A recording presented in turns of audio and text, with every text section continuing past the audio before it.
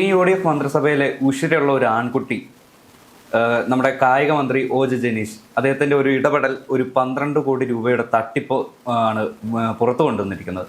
അതായത് മുൻ കായിക മന്ത്രി അബ്ദുറഹ്മാൻ അറിഞ്ഞുകൊണ്ടുള്ള ഒരു 12 കോടിയുടെ തട്ടിപ്പ് CPM പ്രവർത്തകർ നടത്തിയതിൻ്റെ വിശദമായ രേഖകളടക്കം അദ്ദേഹം പുറത്തുവിട്ടു.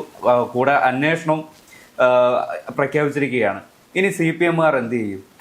നമ്മൾ നോക്കുകയാണെങ്കിൽ ഈ മന്ത്രിസഭയിലെ ഏറ്റവും ജൂനിയർ ആണ് OJ ജനീഷ്. പക്ഷേ കൃത്യമായി എന്താണ് UDF നിലപാട്, എന്താണ് കോൺഗ്രസ് നിലപാട് എന്ന് പ്രവൃത്തിയിലൂടെ കാണിച്ചു കൊടുക്കുകയാണ് ചെയ്തത്. ഈ സ്പോർട്സ് കൗൺസിൽ എന്ന് പറയുന്നത് കഴിഞ്ഞ 10 വർഷമായി അഴിമതിയുടെ ഒരു നിലമായി മാറിക്കിടക്കുകയായിരുന്നു. ഈ രാഷ്ട്രീയ നിയമനങ്ങളാണ് സ്പോർട്സ് കൗൺസിൽ ചെയർമാൻ തൊട്ട് താഴോട്ടെല്ലാം നടക്കുന്നത്. ഈ രാഷ്ട്രീയ നിയമനങ്ങളിൽ അവിടെ ഇരുന്ന് ഈ സാധാരണക്കാരായ കേരളത്തിലെ കുട്ടികൾക്കും കായിക താരങ്ങൾക്കും ലഭിക്കേണ്ട പദ്ധതിയുടെ വിഹിതം സ്വന്തം പോക്കറ്റിലേക്ക് എത്തിക്കുക എന്നതിൽ കവിഞ്ഞ് യാതൊരു പ്രവർത്തനം അവിടെ നടക്കുന്നില്ല എന്ന് തന്നെ പറയണം. കാരണം ഈ പറയുന്ന CPMന്റെ പ്രതിനിധികളായി സ്പോർട്സ് കൗൺസിലിലേക്ക് വരുന്നവർക്ക് ഒരു വയലിൽ പോയി ക്രിക്കറ്റ് കളിച്ച ഒരു കായിക പാരമ്പര്യം പോലും ഇല്ലാത്തവരാണ് ഇതിലിരിക്കുന്നത്. ഒരു കായിക താരങ്ങളും അതിനകത്തില്ല. എല്ലാ CPMകാരും അതുപോലെ തന്നെ മറ്റ് രാഷ്ട്രീയ പാർട്ടികളും വീതം വയ്പിൽ ഘടകകക്ഷികൾക്കും കൊടുത്ത് ഒരു സ്പോർട്സ് കൗൺസിൽ ഉണ്ടാക്കുകയാണ്. ഇപ്പൊ ലാസ്റ്റ് വന്ന വിവരം എന്താണ്? കേന്ദ്ര സർക്കാരിന്റെ പൈക്ക എന്ന് പറയുന്ന പദ്ധതിയിലൂടെ സംസ്ഥാനത്തിന് അനുവദിച്ച തുകയിൽ 12 കോടി രൂപ കാണാനില്ല. ഇത് സ്പോർട്സ് കൗൺസിൽ അറിഞ്ഞിട്ടാണ്. ഈ പൈക്കയുടെ ചാർജുള്ള ഉണ്ടായിരുന്നത് ഇപ്പോഴത്തെ സ്പോർട്സ് കൗൺസിലിന്റെ വൈസ് പ്രസിഡന്റായ രഞ്ജിത്ത് എന്ന് പറയുന്ന വ്യക്തിക്കായിരുന്നു ഈ പൈക്കയുടെ ചുമതല ഉണ്ടായിരുന്നത്. അദ്ദേഹം കൂടെ അറിയാതെ ഈ 12 കോടി രൂപ കാണാതാവില്ലല്ലോ. അത് കൃത്യമായി സ്പോർട്സ് കൗൺസിലിനും ചെയർമാനും കായിക മന്ത്രിയുടെ അറിവോടെയാണ് 12 കോടി രൂപ അടിച്ചു മാറ്റിയിരിക്കുന്നത്. ഈ 12 കോടി രൂപ നഷ്ടമായ വിവരം കായിക മന്ത്രി ആയതിന് പിന്നാലെ തന്നെ അത് കണ്ടെത്തി. അതിൽ കൃത്യമായ ഒരു വകുപ്പ് തല അന്വേഷണത്തിന് മന്ത്രി നിർദ്ദേശം കൊടുത്തു. മന്ത്രി നിർദ്ദേശം കൊടുത്തപ്പോൾ എന്താണ് സംഭവിക്കുന്നത്? ഇപ്പൊ CPM നോമിനികളായിട്ട് അവിടെ ഉണ്ടായിരുന്ന സ്പോർട്സ് കൗൺസിൽ പ്രസിഡന്റ് ആയിരുന്ന സാനു രാജിവെച്ചു പോയി. ബാക്കി എല്ലാവരും അടുത്ത സർക്കാർ പുതിയ നിയമനം നടത്തുന്നത് വരെ അവിടെ തുടരാനുള്ള ഒരു തീരുമാനമാണ് എടുത്തിരുന്നത്. ഈ അഴിമതി ആരോപണത്തിൽ ഈ 12 കോടി രൂപ കട്ടുമുടിച്ചതിൽ മന്ത്രി അന്വേഷണം പ്രഖ്യാപിച്ചതോടെ ഇപ്പൊ കൂട്ടരാജിയാണ് നടക്കുന്നത്. പൈക്കയുടെ ചുമതലയുണ്ടായിരുന്ന വൈസ് പ്രസിഡന്റ് രഞ്ജിത്ത് അടക്കം 7 അംഗങ്ങളാണ് രാജിക്കത്ത് വകുപ്പ് സെക്രട്ടറിക്ക് കൊടുത്തത്. പക്ഷെ അവിടെ മന്ത്രി കൃത്യമായിട്ട് ഇടപെട്ടു. ഈ അഴിമതി ആരോപണം അന്വേഷണം നടക്കട്ടെ, അന്വേഷണത്തിൽ തീരുമാനം വരട്ടെ, അതിന്റെ റിപ്പോർട്ട് വരട്ടെ, എന്നിട്ട് രാജിവെച്ച് ഓടിയാൽ മതി. രാജിവെച്ചു എന്ന് പറഞ്ഞ് ഈ അന്വേഷണത്തിൽ നിന്ന് രക്ഷപ്പെടാൻ കഴിയുമെന്ന് ആരും വിചാരിക്കേണ്ട എന്ന് കൃത്യമായ സന്ദേശമാണ് നൽകിയത്. ഇതാണ് UDF പറഞ്ഞത്. കഴിഞ്ഞ LDFന്റെ സർക്കാരിന്റെ കാലത്ത് ഈ നാട്ടിൽ നടന്നത് മുഴുവൻ അഴിമതിയാണ്. ഈ അഴിമതി നമ്മൾ ഭരണത്തിലെത്തിയാൽ തുറന്നു കാണിക്കും എന്ന് പറഞ്ഞത് കൃത്യമായി മന്ത്രിസഭയിലെ ഏറ്റവും ജൂനിയർ ആയ മന്ത്രി ഏറ്റവും ആദ്യം നടപ്പിലാക്കി എന്നുള്ളതാണ് ഇപ്പൊ കാണുന്ന പ്രത്യേകത. നമ്മുടെ കേരളത്തിൽ മെസ്സി വരും, അല്ലെങ്കിൽ നമ്മുടെ ഗ്യാലറികൾ അല്ലെങ്കിൽ ഗ്രൗണ്ടുകൾ വികസിപ്പിക്കും എന്നുള്ള മോഹന വാഗ്ദാനം നൽകിയ അബ്ദുറഹ്മാൻ അല്ലെ മുൻ കായിക മന്ത്രി, ആ കായിക മന്ത്രി അറിഞ്ഞുകൊണ്ടായിരുന്നില്ലേ ഒരുപക്ഷെ ഈ ഒരു 12 കോടി അടിച്ചു മാറ്റിയതും, അല്ലെങ്കിൽ അതിന്റെ ഒരു വിഹിതം ഇദ്ദേഹത്തിന് ലഭിച്ചിട്ടുണ്ടായില്ലേ?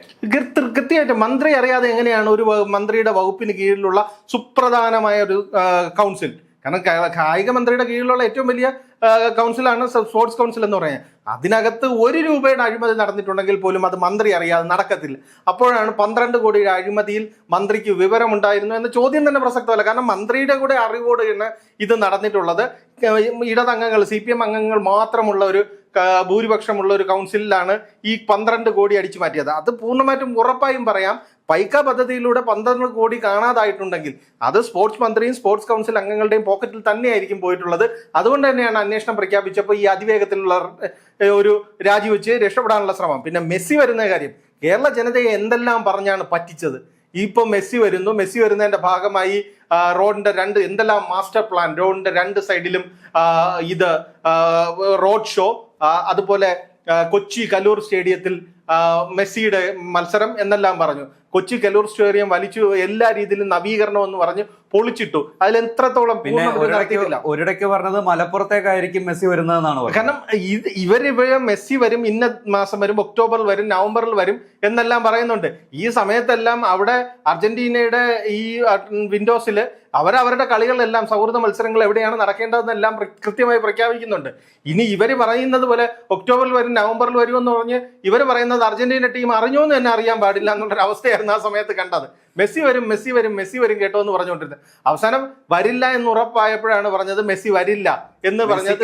നിയമനടപടി സ്വീകരിക്കുമെന്ന് പറഞ്ഞു. അതെ, മെസ്സിക്കെതിരെ ഇവിടെ കേസ് കൊടുക്കാൻ പോവാണെന്ന് അവരെ പറഞ്ഞാണ്. ഒന്നും നടന്നില്ല. ജനങ്ങളെ എങ്ങനെയെല്ലാം പറ്റിക്കാം എന്ന് പറഞ്ഞു. പക്ഷെ ആ കാര്യത്തിലാണ് നമ്മുടെ ജനീഷ് കുമാർ എന്ന് പറഞ്ഞ മന്ത്രി അവിടെയും വ്യത്യസ്തനാണ്. അദ്ദേഹം പറഞ്ഞ എന്താണ്, ഈ വിവാദത്തെ കുറിച്ച് ചോദിക്കുമ്പോൾ മെസ്സി കേരളത്തിൽ വരുമോ എന്നുള്ളത് അല്ല ഇവിടുത്തെ പ്രധാന കാരണം. കേരളത്തിൽ നിന്നൊരു മെസ്സി ഉണ്ടാകുമോ എന്നുള്ളതാണ് പ്രധാന പ്രശ്നം. മെസ്സി കേരളത്തിൽ വരാൻ ഖജനാവിൽ നിന്ന് കോടികൾ മുടക്കുന്നതിനേക്കാൾ കേരളത്തിലെ കായിക താരങ്ങളെ വികസിപ്പിച്ച്, കേരളത്തിലെ ഫുട്ബോൾ താരങ്ങളെയും കായിക താരങ്ങളെയും ഈ ഫണ്ട് ഉപയോഗിച്ച് തന്നെ വികസിപ്പിച്ച് അവരെ ലോകോത്തര നിലവാരത്തിലെത്തി രാജ്യത്തിന് അഭിമാനമാകുന്ന രീതിയിലേക്ക് വളർത്തിയെടുക്കാൻ ശ്രമിക്കാൻ കഴിയുമോ എന്നുള്ള ഒരു മന്ത്രിയുടെ ദീർഘവീക്ഷണത്തോടെയുള്ള മറുപടിയാണ്.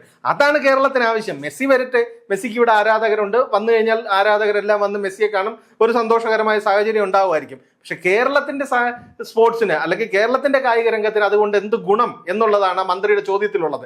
അത് ആ രീതിയിൽ തന്നെ മുന്നോട്ട് പോട്ടെ, കേരളത്തിന്റെ കായിക മേഖലയെ വികസിപ്പിക്കട്ടെ. ഇത്തരത്തിൽ അഴിമതി നടത്തിയവരെ പൊതുജന മധ്യത്തിൽ നിർത്തി വിചാരണ ചെയ്ത് നാണം കെടുത്തിരുത്തണം. എങ്കിൽ മാത്രമേ സ്പോർട്സ് കൗൺസിലിലൊക്കെ പോയി സാധാരണക്കാരായ കുട്ടികൾക്ക് ലഭിക്കേണ്ട പണം തട്ടിയെടുത്ത അടിച്ചു മാറ്റിയവരെ ഇനിയെങ്കിലും ഇത്തരം പ്രവർത്തികൾ നിർത്തത്തുള്ളൂ. നമ്മുടെ കേരളത്തിൽ അറിയപ്പെടാതെ പോകുന്ന ഒരുപാട് കായിക പ്രതിഭകളുണ്ട്. ആ കായിക പ്രതിഭകളുടെ ഒരു പ്രതീക്ഷയാണ് സ്പോർട്സ് കൗൺസിൽ. ഇപ്പോൾ നന്നായി ഫുട്ബോൾ കളിക്കുന്ന അല്ലെങ്കിൽ നന്നായി ക്രിക്കറ്റ് കളിക്കുന്ന ഒരുപാട് കുട്ടികൾ നമ്മുടെ കേരളത്തിൽ തന്നെയുണ്ട്.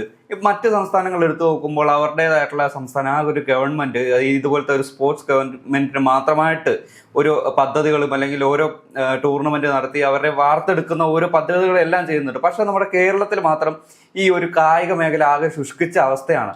അത് 10 വർഷം നമ്മുടെ കേരളത്തിൽ കായിക മേഖല ഉണ്ടായിരുന്നു എന്ന് പോലും നമ്മൾക്ക് തോന്നിയിരുന്നില്ല.